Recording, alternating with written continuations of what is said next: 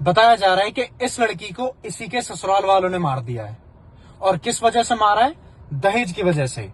शादी हो चुकी थी, दहेज वगैरह सब दे दिया था, लेकिन उसके बाद और डिमांडें बढ़ती गई और इस वजह से वो सारी चीजें होती हैं। फिर लड़ाई झगड़ा, मारपीट, और उसके बाद इस लड़की को फाइनली मार दिया है जलाकर। मैं आज आप लोगों से पूछना चाहता हूं, क्या इस लड़की को सिर्फ इसके ससुराल वालों ने मारा है? मैं आपको यह बताना चाहता हूं, इस लड़की को सिर्फ इसके ससुराल वालों ने नहीं, हमारे पूरे समाज ने मारा है। वो दहेज जो सिर्फ एक शगुन के रूप में बनाया गया था, थोड़ी थोड़ी चीजों का लेन देन जिससे रिश्ते बने रहे, उसको हमारे समाज के लोगों ने, यहाँ पे कोई जाति बिरादरी की बात नहीं है, यहाँ पे हमारे सारे ही समाजों ने क्या कर दिया है, उसको अपनी झूठी इज्जत को बड़ा दिखाने के लिए वो महंगी महंगी चीजों का लेन देन शुरू कर दिया। बड़ी गाड़ियां, सोना चांदी, घर जमीन, सब कुछ लेना देना शुरू कर दिया, जिससे लड़कों को इतना नल्ला बना दिया, उनके मन में लालच जाग गया। लड़कों के साथ साथ जो लड़की की माएं हैं, बाप हैं, उनमें भी लालच जाग गया। उनको ऐसा लगने लग गया कि बस हमारा बेटा हो गया तो हमारी लॉटरी लग गई,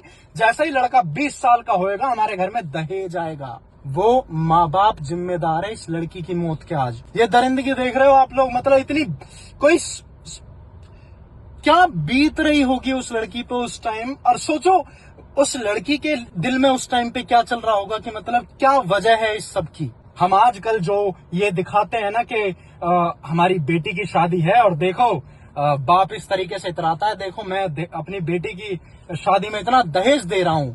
वो दहेज आपकी झूठी इज्जत है, क्योंकि अगर आप अपनी बेटी से प्यार करते ना, आप उसकी शादी में दहेज नहीं, उसके बचपन से लेके बड़े तक जब वो बड़ी हो रही थी उसको शिक्षा प्रदान करते, उसको सामर्थ्य बनाते, उस लड़की को वो सारी चीज देते जिसकी वो हकदार है। आपने उसको परायों की तरह पाला, लेकिन जब शादी आप कर रहे होते हो, आप इस तरीके से दिखाते हो जैसे आप उससे कितना प्यार करते हो। अगर आप सच में उससे प्यार करते ना, उसको आप ज्ञान देते, उसको आप बताते कि इस समाज में लड़ा कैसे जाता है, उसको आप बताते कि जब आप पे कोई उंगली उठाए तो उसकी उंगली काटी कैसे जाती है।